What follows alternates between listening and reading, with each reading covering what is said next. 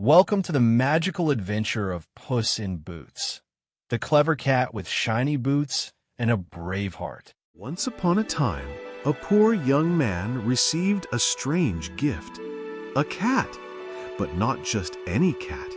This was a smart, talking cat who wore shiny boots and a feathered hat.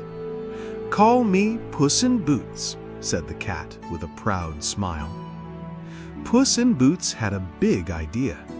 "I'll make my master rich and famous," he purred. He picked up a sack and ran into the forest, ready to trick a few people with his clever plan. Puss caught a plump rabbit and marched to the king's castle. "From my master, the great Marquis of Carabas," he said proudly. The king was delighted. "How kind!" he laughed. One sunny day, the cat told his master to jump into the river. Then he ran to the king's carriage. "Help! My master is drowning, and robbers stole his clothes!" The king rushed to help at once. The young man was given fine royal clothes. The princess smiled shyly as he joined them in the carriage.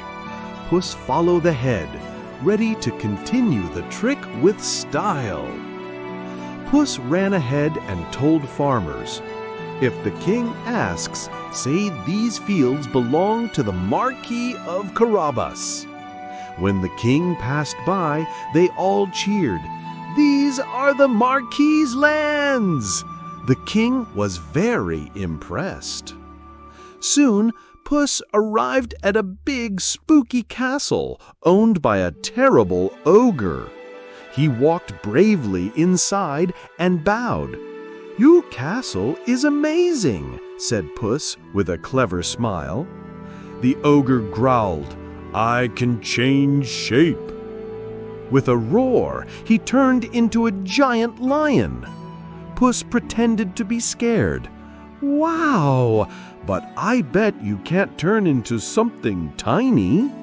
The ogre laughed and shouted, "Watch this!" In a flash, he turned into a tiny mouse. Snap! Puss pounced and gobbled him up. The castle now belonged to Puss's master. When the king arrived and saw the castle, he gasped, "This is the most beautiful castle I've ever seen." Puss bowed and said, "It belongs to my master, the Marquis of Carabas." The king was amazed.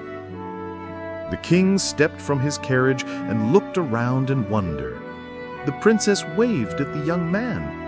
Everyone clapped as Puss stood proudly at the gate. That evening, a grand party was held in the castle garden. Fireworks sparkled in the sky. The king gave his blessing, and the princess smiled at the young man. And clever Puss in Boots?